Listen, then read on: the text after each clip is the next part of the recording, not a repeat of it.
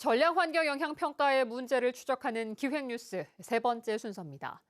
전략환경영향평가에서 무엇을 어떻게 조사할지 심의하는 환경영향평가협의회 위원 절반 이상이 공무원과 제주도 추천 인사로 채워져 공정성 논란이 일고 있습니다. 시민단체 추천 인사는 1명 이상 위촉할 수 있는데도 1명만 위촉하고 있습니다. 송원일 기자가 보도합니다.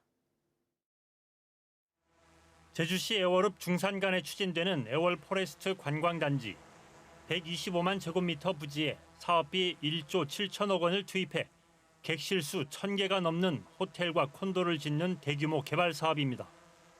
중산간 훼손과 특혜 논란이 커지는 가운데 전략환경영향평가 항목과 범위를 정하기 위해 지난해 6월 환경영향평가협의회가 구성됐습니다. 협의회 위원 12명의 명단을 분석해봤습니다.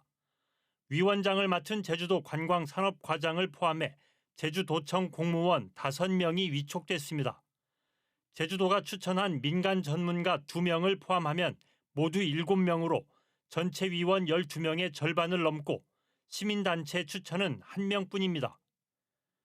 콘도 189개 객실을 짓는 서귀포시 성산읍 신천목장 휴양리조트 개발 사업 전략환경영향평가도 사정은 마찬가지입니다.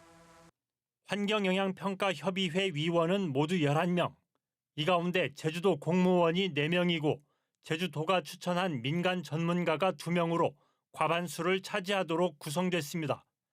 시민단체 추천은 1명뿐입니다. 시민단체 추천 전문가를 1명 이상 위촉할 수 있다는 규정이 있는데도 적용하지 않고 있습니다. 환경단체는 제주도의 의도에 따라 협의회가 운영될 가능성이 크다고 비판합니다.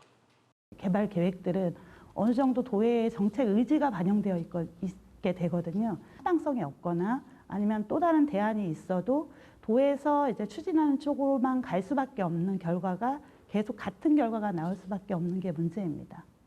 제주도 추천 인사와 공무원들이 심의 과정에서 어떤 의견을 내는지 분석해봤습니다. 제주도 추천 민간 전문가가 제출한 검토 의견서입니다.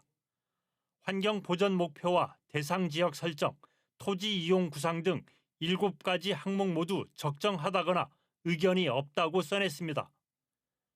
제주도가 추천한 또 다른 민간 전문가도 총괄 의견으로 대체로 적정하다고 쓴 뒤 5가지 항목에 대해 의견이 없다고 밝혔습니다.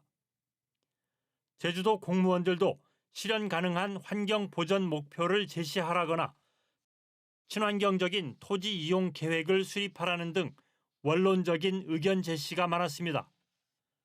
제주도는 환경영향평가법 시행령에 따라 환경영향평가협의회를 구성해 운영하고 있다고 밝혔습니다.